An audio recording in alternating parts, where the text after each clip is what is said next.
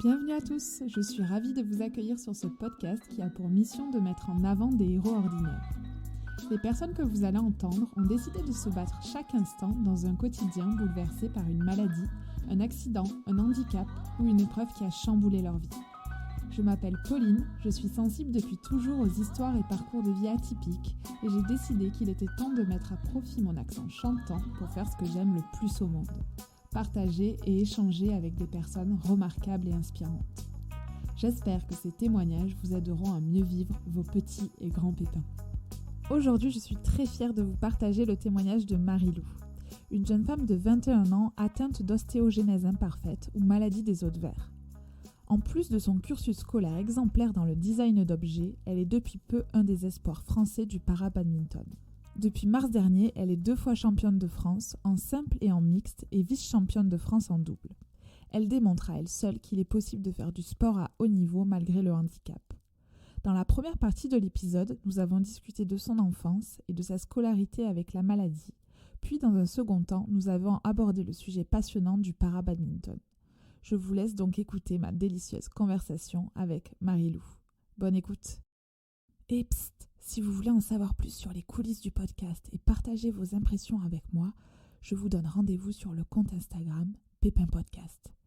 Une dernière chose, rendez-vous à la toute fin de l'épisode si vous voulez écouter le bêtisier en exclusivité. Allez, je vous laisse tranquille, bonne écoute. Bonjour Marie-Lou. Bonjour. Merci d'avoir accepté mon invitation. Nous nous sommes rencontrés lors d'une journée de sensibilisation à l'ostéogenèse imparfaite et je sais que tu es très investie dans la communication autour de ta maladie et du sport adapté. Est-ce que tu peux nous expliquer pourquoi c'est important pour toi d'en parler ? Alors oui, on s'est vu à cette journée. Je participe aux journées et aux démonstrations majoritairement autour du sport. Ça permet de sensibiliser la population, d'échanger avec des valides et de faire voir la maladie et, à travers le sport. Donc faire voir que malgré cette pathologie, on peut quand même faire du sport. Alors si tu es d'accord, avant de poursuivre, j'aimerais bien que l'on parle un peu plus de toi. Est-ce que tu peux te présenter en quelques mots, dire ce que tu fais dans la vie, tes études ou ton éventuel métier, tes passions, et ce que tu veux d'autre ? Alors je m'appelle Marie-Lou Morel, j'ai 21 ans. Je suis en 3e année de licence de design d'objets à Rive-Gauche à Toulouse. Je fais du para-badminton donc à côté, dans mon temps libre. Je suis des entraînements et donc c'est mes 2 passions favorites, on va dire, principales. Et en dehors de ça, j'adore voyager, j'ai pas mal voyagé avec mes parents dans ma jeunesse et voilà. Merci. Donc avant de parler du para-badminton, j'aimerais parler un petit peu de ta maladie. Quand on parle d'ostéogenèse imparfaite ou maladie des os de verre, on peut facilement deviner que le problème essentiel de cette maladie est la fragilité osseuse. Mais est-ce qu'il y a d'autres symptômes dont on ne se doute pas ? Et si oui, quels sont-ils ? Alors oui, majoritairement c'est la fragilité. Moi j'ai eu une dizaine de fractures par exemple, majoritairement aux membres inférieurs. Et donc suite à cette fragilité, ça entraîne des déformations osseuses, donc qui font subir pas mal de douleurs et d'interventions chirurgicales, notamment les scolioses. Moi j'ai pas trop ça, mais des membres un peu déformés, donc voilà, les fémurs, les bras, etc. Donc il y a toutes ces interventions qui fatiguent beaucoup et qui sont douloureuses. Et donc il y a aussi à côté de ça la fatigue musculaire. On est beaucoup en ayant cette maladie à prendre sur nous. On se rend même plus compte qu'on a mal finalement. On a des douleurs un peu chroniques qu'on traîne. Donc moi aujourd'hui je souffre beaucoup moins, mais parce que j'ai subi donc des interventions notamment au niveau du dos, et c'est grâce à ça que j'ai beaucoup moins mal tous les jours au dos et qui me permet de vivre mieux aujourd'hui. Tu as subi quel type d'intervention au niveau du dos ? C'était pour éviter justement les scolioses ou Ouais, c'est ça. Donc j'ai toujours une double scoliose hyperlordose, donc c'est-à-dire que donc double scoliose en S. Mon dos il fait un S avec des angles à peu près autour de 50-60 degrés. Et donc, suite à ça, donc, ça fait beaucoup de douleurs et qui peuvent entraîner des complications aussi au niveau respiratoire. Donc, moi, j'ai pas trop ça, heureusement. on a pu fixer ça avec l'opération. Et même avant l'opération donc, que j'ai eue il y a 5 ans maintenant, donc c'est une arthrodèse qui fixe le dos, la colonne. Donc suite à cette intervention, avant cette intervention, j'ai eu donc un corset pour limiter la déformation et en attendant l'opération. Et comme tu disais, à force de ressentir la douleur, est-ce qu'on développe une résistance à la douleur et on se rend plus compte Oui, je pense qu'on développe tous, comme je disais, des douleurs un peu chroniques ou musculaires qu'on se rend même plus compte finalement qu'on a mal. Moi, majoritairement, ça va. Je souffre pas non plus énormément de ça, je pense. Mais même au niveau des fractures, on sent toujours que c'est une fracture, la douleur, on s'en rappelle, mais on arrive mieux à la tolérer, à l'appréhender. Oui, à chaque fois que tu as eu une fracture, tu t'en es rendu compte de suite ou c'est possible de pas forcément le sentir? Alors, on peut avoir des micro-fractures ou qu'on ne sent pas. Ça dépend des cas aussi d'ostéogenèse imparfaite. Moi, majoritairement, dès que je me suis fracturée, il y a des douleurs qui ne trompent pas, on va dire. J'ai senti que c'était fracturé et que fallait attendre que ça passe, quoi. Et pour qu'on s'en rende compte, quel type de choc peut fracturer un de tes os pour qu'on s'en rende compte? Peut-être la fracture la plus bête, si on peut dire. Là, j'ai la chance, depuis la croissance, je me fracture beaucoup moins. Mais quand j'étais petite, je me suis beaucoup fracturé les fémurs. Donc, tout bêtement, lors de chutes. Donc voilà, tomber de sa hauteur à l'époque où je marchais. Donc c'était dur pour mes parents d'arriver à suivre et de pas trop que je me fasse mal. Donc niveau des chutes, globalement. D'accord. Est-ce que tu sais quelle est la cause de cette maladie? C'est génétique. On est remonté un peu dans l'arbre généalogique. On n'a pas trouvé de personnes ayant déjà la maladie dans notre famille. Donc c'est une chance sur des milliers.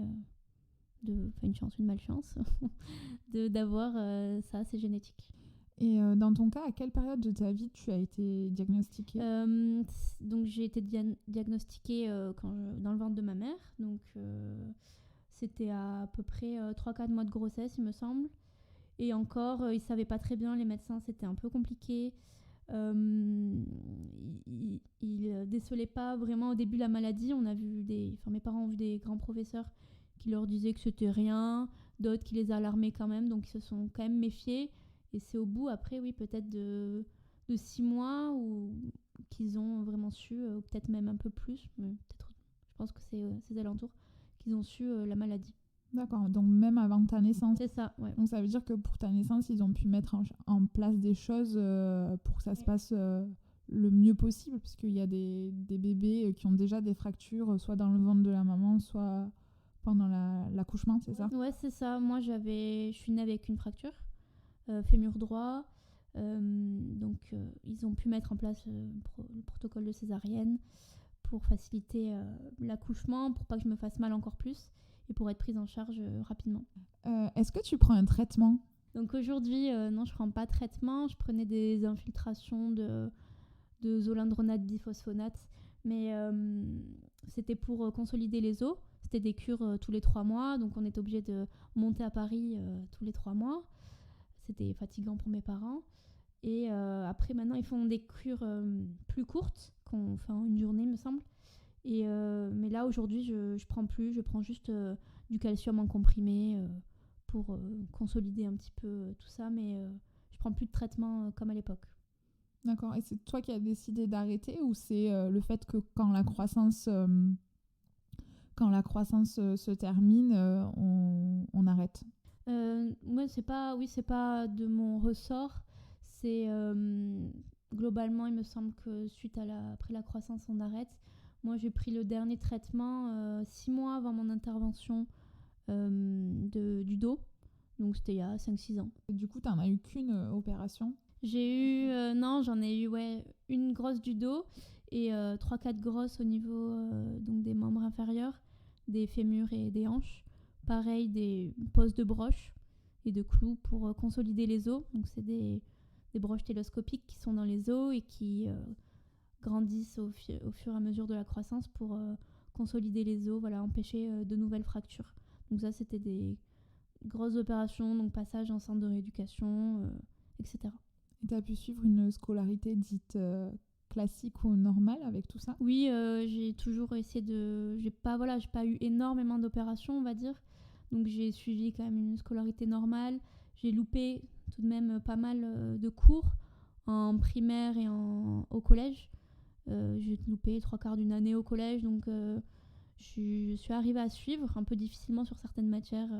J'avais un petit retard, on va dire, mais que j'ai comblé au fur et à mesure des années. J'ai pas eu besoin de redoubler, par exemple, à cause de ça. Tu l'as dit tout à l'heure, tes parents étaient au courant de la maladie avant ta naissance. Mais dans certaines situations, il y a des diagnostics compliqués puisqu'il y a des parents qui sont accusés à tort de maltraitance envers leurs enfants.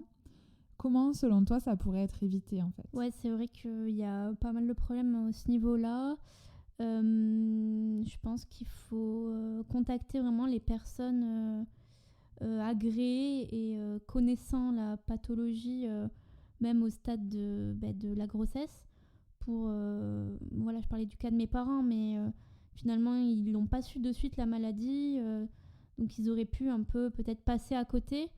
Moi j'avais un stade assez élevé, donc ça a été décelé, mais c'est vrai qu'il faudrait peut-être les médecins et les personnes qualifiées qui soient disponibles rapidement et que surtout il y ait plus de connaissances au niveau de la maladie, pour pas qu'il y ait ces doutes-là de maltraitance et qu'il y ait toujours un diagnostic de fait et qu'on se renseigne un peu mieux sur la famille ou sur les personnes à contacter s'il y a des doutes, quoi. Est-ce que tu te souviens d'une période de ta vie où tu as pris conscience de ta maladie, de tes différences? Je me souviens, il y a des petits événements marquant. Moi, au début, comme je marchais, je courais même en CP, etc. Je me souviens que j'étais avec mes amis, je faisais les mêmes jeux que tout le monde, je jouais à trappe-trappe et je me disais, finalement, ma maladie, c'est pas si terrible que ça, faut juste que je fasse un peu attention, pas trop que je tombe. Mais à l'époque, je faisais à peu près la même taille que tout le monde, je courais, je partageais un peu les mêmes choses, donc j'avais une AVS pour m'aider sur certains trucs, porter mon sac, etc. Mais c'était pas si handicapant, on va dire. Donc sur ce point-là, ça allait. Et après, en grandissant, avec la croissance, surtout, j'ai eu les douleurs qui arrivaient plus. Donc je suis passée progressivement en béquille, puis en fauteuil assez rapidement. J'avoue que ça m'a pas choquée, traumatisée. Enfin, j'ai pas un mauvais souvenir de cette période, vu que j'étais, je pense, bien entourée. Et ça m'a pas mal soulagée au niveau de mon corps de passer en fauteuil, etc. Donc j'ai pas de traumatisme à ce niveau-là. Mais c'est vrai qu'il y a eu une certaine évolution qui n'a peut-être pas été facile pour mes parents. Mais c'est vrai que moi, j'en garde pas un souvenir traumatisant. Ouais, à chaque fois, l'école ou ton entourage, ils t'ont mis à l'aise. Et l'école s'est adaptée, par exemple, au fait que tu passes des béquilles au fauteuil. C'est ça, ouais. On s'est adapté.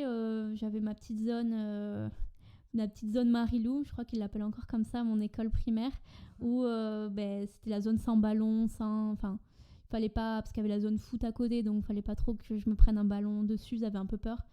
Bon, c'est vrai que ça a pu peut-être freiner un peu certains échanges, mais moi c'était une partie de la cour où je pouvais rien m'arriver, entre guillemets, pouvais pas me prendre de choc de mes camarades, on va dire.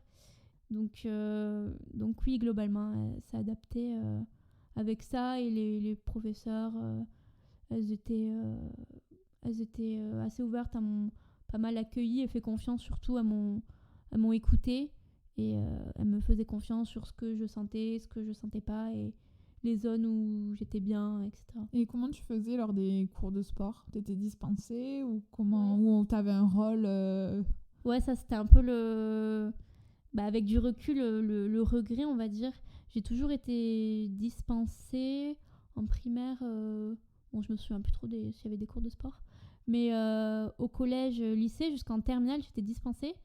Donc ouais, c'est suite à un professeur j'ai découvert un professeur de sport, que j'ai découvert le badminton. Et donc, on a pu élaborer un programme de sport adapté où en terminale, j'ai pu passer mon bac sport comme tout le monde. Donc voilà, j'ai fait muscu et sport et bad au bac. Donc voilà, ce qui m'a permis ça c'était super, d'être intégrée au cours de sport avec tout le monde. Donc bien sûr, il y a des sports que je pouvais pas faire, cours d'orientation, 3x500, etc. C'était compliqué, mais tout est adaptable et ça c'est vraiment le regret que j'ai, que je suis jamais tombée sur des profs, notamment au collège, qui auraient pu me faire participer au cours de sport. J'y allais même pas en fait, j'ai dû y aller peut-être au premier et après j'étais dispensée. Ils ont peut-être pas osé prendre l'initiative ou... Ouais, c'est ça. Ils ont eu peur. Ils se sont dit, elle est fragile, donc vaut mieux pas faire de sport, qu'il arrive quelque chose. Donc voilà, c'est une méconnaissance et on peut pas non plus leur en vouloir trop. Mais maintenant, il y a de plus en plus de professeurs qui sont conscients de ça et de l'impact vraiment de l'inclusion par le sport. Donc il faut vraiment continuer sur cette voie-là et d'inclure au maximum, même si c'est si la personne participe 10 minutes, elle participe 10 minutes, mais c'est vraiment important, je pense, pour le développement de la personne et d'être intégrée à sa classe pleinement. Oui, ils sont peut-être un peu mieux formés maintenant, ça commence petit à petit. Il y a plus de médiatisation, etc. Donc on en voit plus et on se dit que c'est possible. Par la suite, tu as fait des études de design d'objets, où tu as dû réaliser des stages en entreprise. Est-ce que ça a été simple pour toi de trouver des lieux adaptés ? Oui, justement, c'était notamment l'an dernier, c'était assez compliqué. J'ai bien galéré à trouver un stage. Bon, déjà, j'avais un petit peu des attentes tant au niveau du stage, mais au niveau des lieux, oui, on m'a dit une ou deux fois que c'était pas possible ou quoi. Donc, ou même si c'était du travail en atelier, ou même s'il y a certaines choses qui peuvent être adaptées, les lieux, les locaux sont pas accessibles, les personnes ont pas un peu de crainte, sont un peu réticents, voilà. Donc oui, c'était un peu compliqué pour trouver des stages. Et quand c'est comme ça, t'arrives à pas le prendre personnellement, entre guillemets ? Je rebondis assez vite, on va dire. Je me dis tant pis, c'est comme ça, c'est que c'est pas le bon stage, quoi. Donc je continue sur d'autres recherches et j'ai fini par trouver des stages qui m'ont vraiment satisfait. Donc faut se dire que c'est embêtant, mais faut continuer les recherches et tant pis, quoi. Normalement, ils ont pas le droit de... Enfin, ils ont pas le droit. Après, c'est vrai qu'il y a certains endroits, c'est pas du tout accessible, c'est sûr. Ouais, c'est ça. C'était en plus dans mon domaine de design d'objets. C'est un peu soit des entreprises, soit des ateliers. Donc, des ateliers, par exemple, des ébénistes, etc. C'est compliqué. Même moi, je demandais pas trop dans ce secteur-là, justement, parce que je peux pas trop manipuler des grosses pièces de bois ou des trucs comme ça. Je peux faire des plus petites actions où là, ils peuvent s'adapter. Mais bon, ils ont un rythme, ils doivent être productifs, etc. Donc, c'est compliqué d'accueillir une stagiaire comme ça. Donc, je cherchais plus des entreprises où il y avait possiblement des plus grands locaux et que c'était accessible, quoi, et où il y avait un travail plus sur l'ordinateur, de dessin, etc. J'ai une question un peu plus personnelle que je me pose. Est-ce qu'on peut avoir des enfants quand on est atteint d'ostéogenèse imparfaite ? Alors oui, on peut.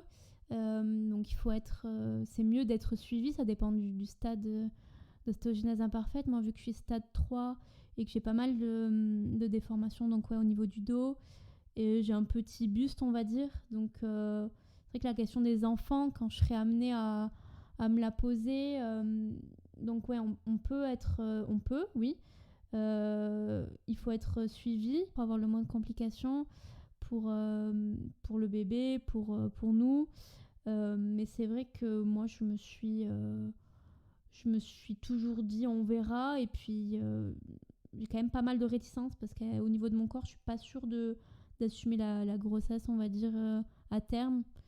Je pense que j'en suis pas là, mais il y aura sûrement des risques. Donc, faudra voir à ce moment-là. Après, il y a les bébés éprouvettes, entre guillemets, ou peut-être plus facile, oui, pour voir déceler si on peut aujourd'hui déceler si le futur bébé donc sera atteint d'OI ou pas, donc d'ostéogenèse imparfaite.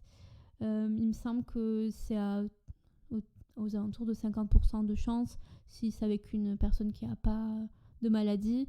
Et si c'est avec la personne qui a une maladie, il me semble qu'il y a il y a 100% de chance. Peut-être moins, mais donc voilà. On peut voir ou pas si le bébé donc aura la maladie. Donc ça, ce sera un choix aussi à voir plus tard, quoi. Et après, moi, je me posais la question de l'accouchement. Je me dis, c'est forcément par césarienne, non ? Ou encore, ça dépend peut-être du stade. Ouais, voilà, ça dépend du stade. Moi, les personnes que je connais, il me semble que ça a toujours été par césarienne. Tant pour la personne qui accouche que pour le bébé, pour pas qu'il y ait de complications. Mais je pense que si c'est stade 1 ou qu'il y a peu de complications, je pense que par voie naturelle, c'est possible. Est-ce qu'il y a des idées reçues que tu en as marre d'entendre au sujet de ta maladie ? Oui, il y en a majoritairement avec les enfants, c'est normal. C'est pour ça que j'aime pas trop dire maladie des os de verre, parce que je me tape contre quelque chose et je me casse pas forcément. Enfin, je me casse pas même, c'est sûr. Donc oui, ça dépend des stades, encore une nouvelle fois. Mais c'est vrai que les enfants qu'ils ont, t'as les os de verre. Du coup, si je te touche, je te casse un os. Enfin bon, voilà. Ça, c'est un peu bon. Mais bon, c'est des enfants. Et sinon, la crainte un peu de même que ce soit les personnes en situation de handicap tout court, quoi. La crainte et la non-connaissance de la chose qui fait qu'on s'adresse pas pareil avec la personne. Il y en a qui sont hyper précautionneux. Infantilisant presque, et d'autres qui connaissent pas et qui s'en fichent un peu, voilà quoi. Et est-ce que tu as déjà eu des remarques désobligeantes ? Non, franchement, j'ai la chance, j'ai pas eu de remarques à ce niveau-là, voilà, à part des enfants qui posent un peu des questions. J'ai été bien entourée globalement, les gens comprenaient, ou alors il y a eu des remarques, mais bon, je n'ai pas la connaissance. Donc voilà, mais voilà, à part les enfants avec leurs remarques un peu indiscrètes, mais sinon, ça allait. Avant de parler du para-badminton, j'aimerais savoir si tu avais essayé d'autres sports. J'ai toujours, même quand je marchais, j'ai toujours aimé le sport. J'ai eu ma petite période foot, ma petite période basket, mais voilà, c'était jamais en club, quoi. C'était pour m'amuser quand j'étais petite. Donc en club, il n'y a que le badminton. Et après, j'allie ça avec la musculation pour gagner en efficacité, on va dire, en muscle, en tonus pour le badminton. Mais sinon, je vais tester d'autres sports prochainement. L'aviron, avec une amie du bad qui fait de l'aviron, donc on ira tester ça, certainement. J'aimerais beaucoup tester aussi la course, l'athlétisme fauteuil, donc avec des fauteuils de course, ça me plairait bien, mais voilà, j'ai hâte de tester d'autres sports, même si c'est juste pour m'amuser comme ça, pour élargir les potentiels. Tu fais du para-badminton à haut niveau depuis 2017-2018. Est-ce que tu peux nous dévoiler ton palmarès ? Ouais, alors c'est vrai que je dis pas trop à haut niveau parce que j'ai pas le statut haut niveau et je joue pas tous les jours, donc pour moi c'est pas c'est pas ma priorité numéro 1, donc je me considère pas sportif de haut niveau. Mais c'est vrai qu'au vu des résultats, peut-être on pourrait se dire ça. Là, tout récemment, donc je suis championne de France en simple, en mixte, et vice-championne en double. Donc ça, c'était aux championnats qui ont eu lieu il y a 2 semaines. Voilà, et après en sport partagé, donc avec l'UNSS au lycée, on est double champion de France et vice-champion de France. Donc un beau palmarès, félicitations. Merci. Comment tu as découvert ce sport ? Alors c'est un professeur de sport en seconde. Donc quand je suis arrivée à Rive Gauche, donc je lui fais un coucou. Mais c'est grâce à lui que j'ai découvert ce sport. C'était même pas mon professeur de sport attitré à ma classe, mais il est venu me voir. Il m'a dit voilà, on a une autre joueuse qui joue en fauteuil, qui fait du bad, est-ce que tu veux venir tester ? Donc moi je sortais de mon opération du dos, ça faisait 6 mois environ que je l'avais faite. Je me suis dit que ça... J'ai eu un peu de réticence au début parce que je me suis dit ouais, ça va peut-être être un peu tôt, peut-être pour mon corps c'est pas très bien, etc. j'ai toujours, comme je disais, j'ai toujours aimé le sport. J'avais un petit peu déjà joué avec des raquettes chez moi, mais sans plus. Mais voilà, j'étais curieuse d'aller tester. Donc, je suis allée tester. Mon chirurgien m'a dit que je pouvais y aller. Il n'y avait pas de souci. Au contraire, ça me rééduquerait. Ce qui est le cas, ça m'a bien rééduqué les muscles du dos. Et donc, c'est grâce à lui en seconde que j'ai pu tester. Et j'ai directement accroché, j'ai continué. Et puis après, de fil en aiguille, voilà, rapidement, on a fait les premiers championnats de France UNSS. Et je me suis pris un peu dans la compétition. J'ai toujours eu un peu cette âme, on va dire, compétitrice, sans non plus être à outrance. Mais voilà, c'est suite à ça. D'accord, et tu disais justement que ça t'a pas mal rééduqué, et c'était une de mes questions, savoir si le badminton pour toi, ça t'aidait justement à consolider tes os et à te sentir mieux et peut-être à diminuer les douleurs, ou si au contraire, parfois c'était compliqué, justement comme maintenant c'était devenu ta passion, mais que c'était un peu compliqué. Ouais, c'est ça. Qu'au début, ça m'a pas mal rééduqué. Il n'y avait pas trop d'incidents, on va dire. Après, je me suis un petit peu blessée 1 an après, je crois, le début de ma pratique. Bon, une petite contracture assez classique qui a vite été soignée. Mais du coup, ça m'aide beaucoup au tonus, à muscler le haut du corps. Je me suis pas mal musclée. Je me sens mieux dans mon corps suite à ça. Et grâce à cette pratique sportive. Et, mais ça entraîne, vu que là, je le pratique de plus en plus, que je fais des stages donc où j'enchaîne plusieurs jours. Je fais donc subir à mon corps, comme tout sport de entre guillemets haut niveau, c'est jamais très bon pour le corps. Donc en plus avec la pathologie que j'ai, donc c'est vrai que je pousse quand même souvent mon corps au-delà de ses limites, on va dire. J'essaie quand même de l'écouter de plus en plus.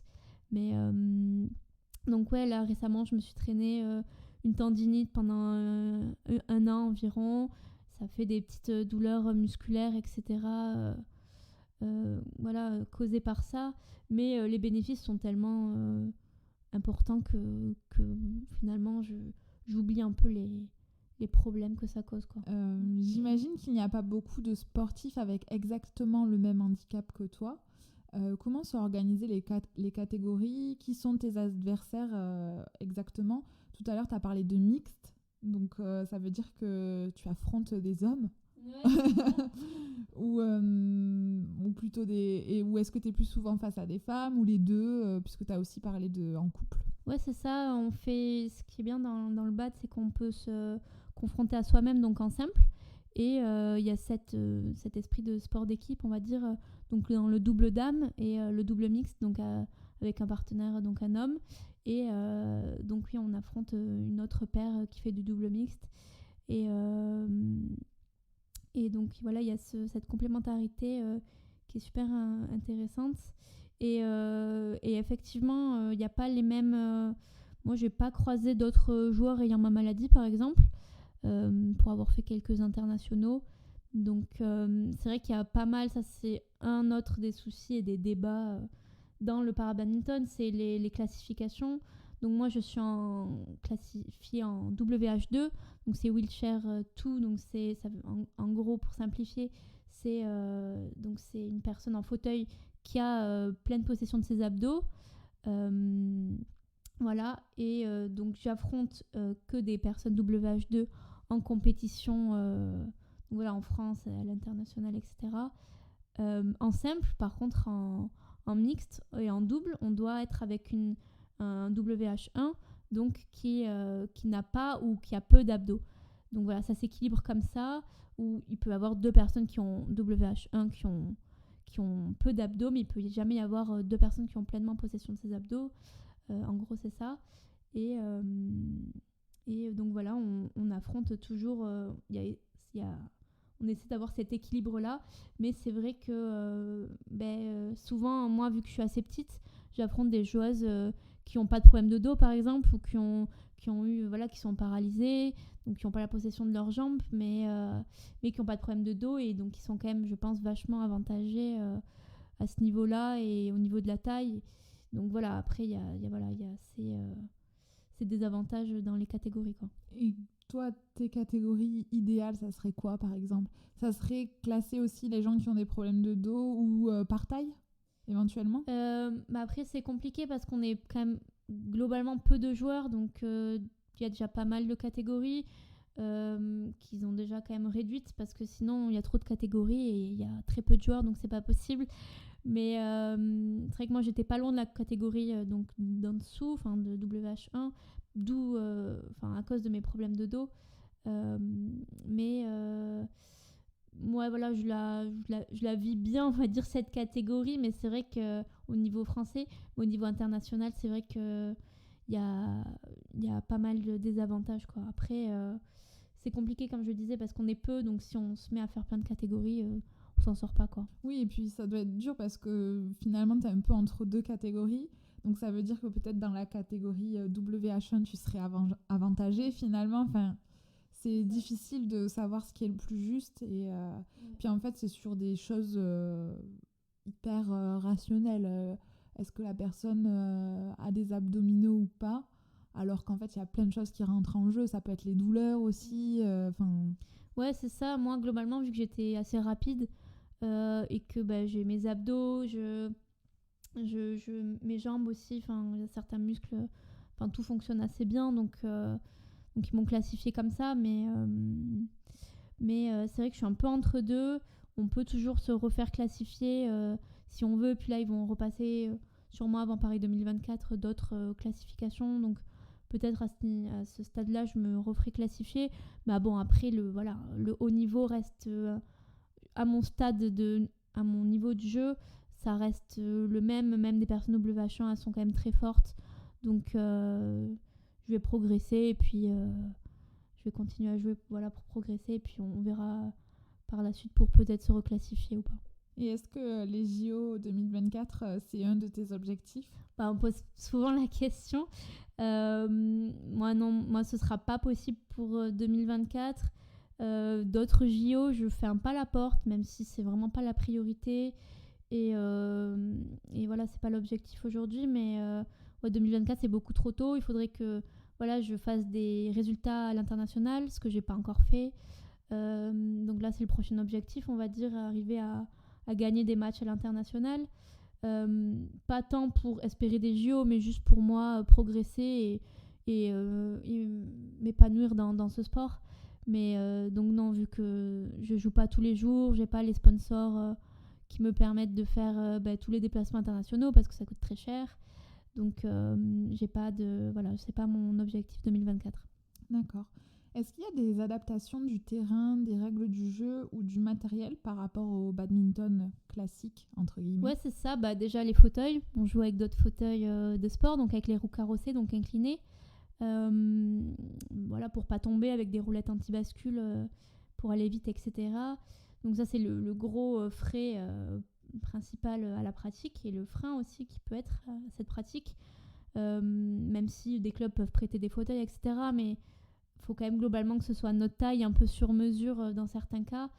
Moi qui suis petite, au début j'avais un fauteuil un peu multisport qui faisait basket aussi parce qu'il était assez petit, mais finalement il n'était pas vraiment adapté à la pratique du bad. Donc ça c'est l'aménagement principal. Après le terrain le terrain est le même, on a juste donc une modification de terrain. Donc en simple, pour ceux qui connaissent le badminton, on n'a pas la rivière. Donc l'espace entre le filet et les lignes, les premières lignes noires. Donc on n'a pas tout cet espace en simple et en double et en mixte. Et après, on n'a juste pas le couloir du fond au service en simple, en double et en mixte. Sinon, c'est les mêmes règles. Donc en fait, ça veut dire que le terrain est plus court, moins profond, c'est ça? Mais c'est la même largeur. C'est ça, le terrain est adapté au niveau des zones pour que ce soit un peu pour la sécurité, pour que ce soit moins compliqué pour attraper les volants. Sinon, c'est le même terrain, la même hauteur de filet, c'est pareil. La même raquette, le même volant. Exactement, la même raquette, le même volant. Et d'ailleurs, j'ai une question. Comment tu fais pour diriger le fauteuil roulant et tenir la raquette en même temps et viser et... Ouais, c'est ça. C'est un coup à prendre. Vu que je suis en fauteuil, j'ai déjà un peu le déplacement. Même si fauteuil de sport, c'est un peu plus réactif, ça va plus vite. Donc au niveau de ça allait. J'ai vite été rapide dès le début, on va dire.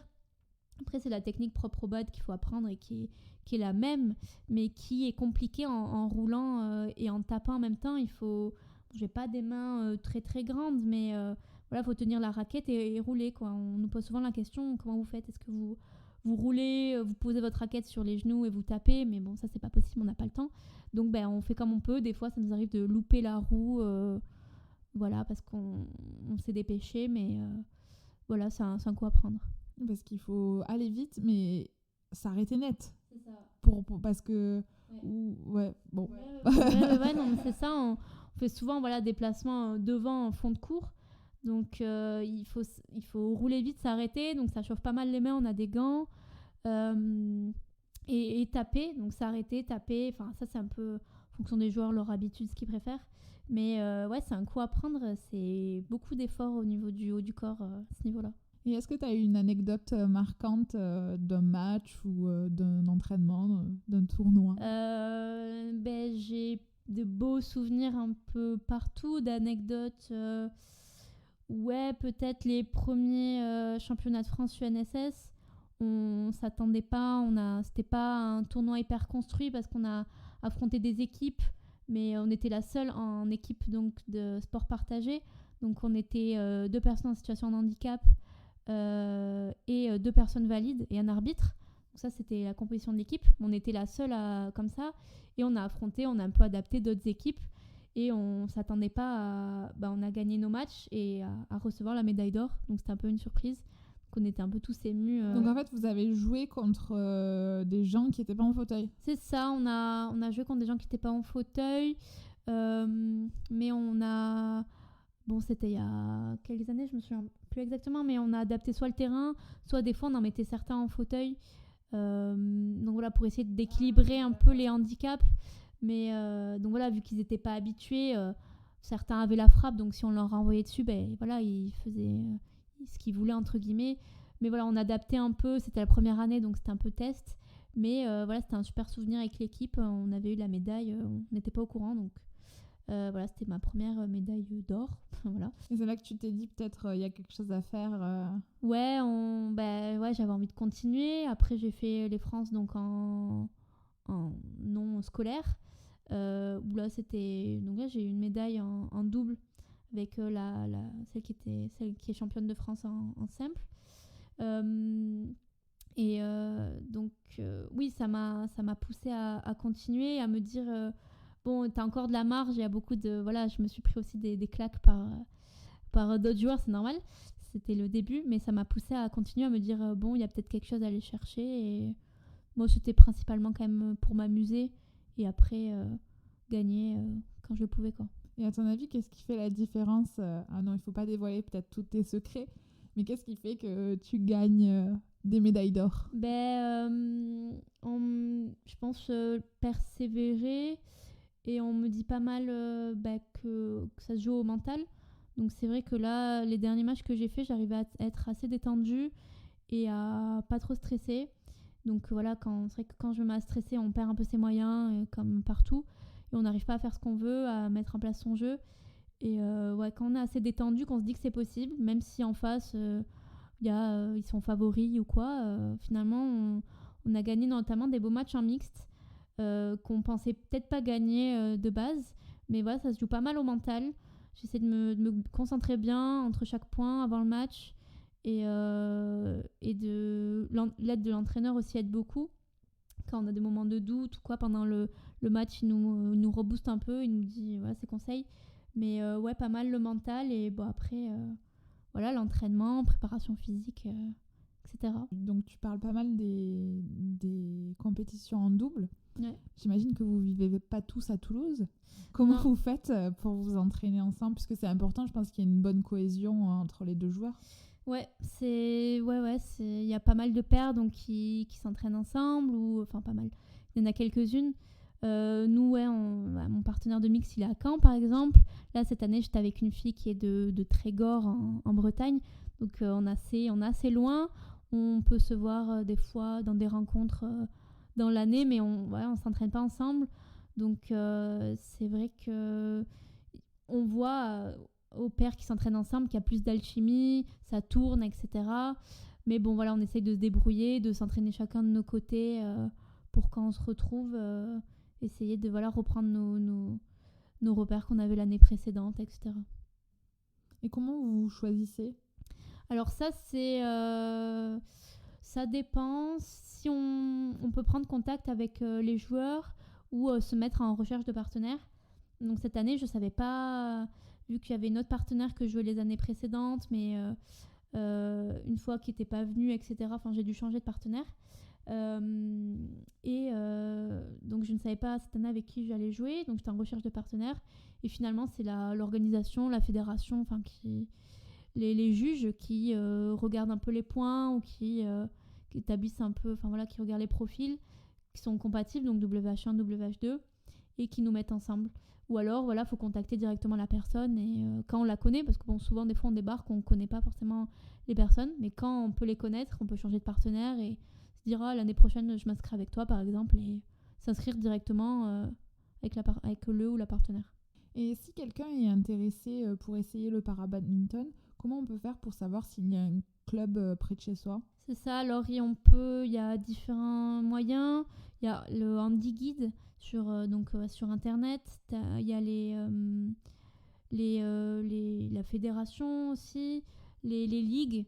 Donc on peut contacter, il y a les numéros, les sites sur internet. Pour les clubs alentours, il y a sur les réseaux aussi, on communique de plus en plus. Les clubs qui ont des sections, par exemple la Blagnac, on est la plus grosse section de France para-bad, donc ça commence à se savoir et on a de plus en plus, on va dire, même ça reste limité, mais de joueurs qui viennent tester, qui par bouche à oreille connaissent, ou des petits articles sur le journal, différents journaux. Mais c'est de plus en plus répertorié aussi donc sur internet. En faisant mes petites recherches, j'ai vu que la Fondation Banque Populaire t'a octroyé une bourse pendant 3 ans pour réaliser tes études et tes objectifs sportifs. Est-ce que pour ceux que ça pourrait aider, tu peux nous dire brièvement qui peut y prétendre et comment on peut candidater ? Ouais, c'est ça. Donc c'était juste avant le Covid, j'allais faire mon premier tournoi international. Donc j'allais avoir besoin un peu d'argent, de subventions. Donc on a fait un dossier assez tardivement parce qu'on n'avait pas... Et comment t'as su que ça existait ? Donc là, vu que mon père travaille à la Ligue, donc Occitanie, pour développer le parabad, il me semble qu'il avait contacté donc quelqu'un, ils mettent pas mal pour tout ce qui est subvention, etc., vu qu'il a des contacts. Il avait contacté quelqu'un où il avait il avait entendu parler de cette bourse. On a fait le dossier donc très rapidement parce que l'échéance approchait vite. Et on a eu la chance d'avoir cette bourse. Donc pour les tournois internationaux, c'est une grande aide. Et on va peut-être la redemander prochainement. Donc qui peut candidater ? En fait, c'est vraiment sur dossier. Oui, il faut avoir un projet sportif ou un projet... il ne subventionne pas que le sportif, un projet musical, un projet d'études, tout type de projet.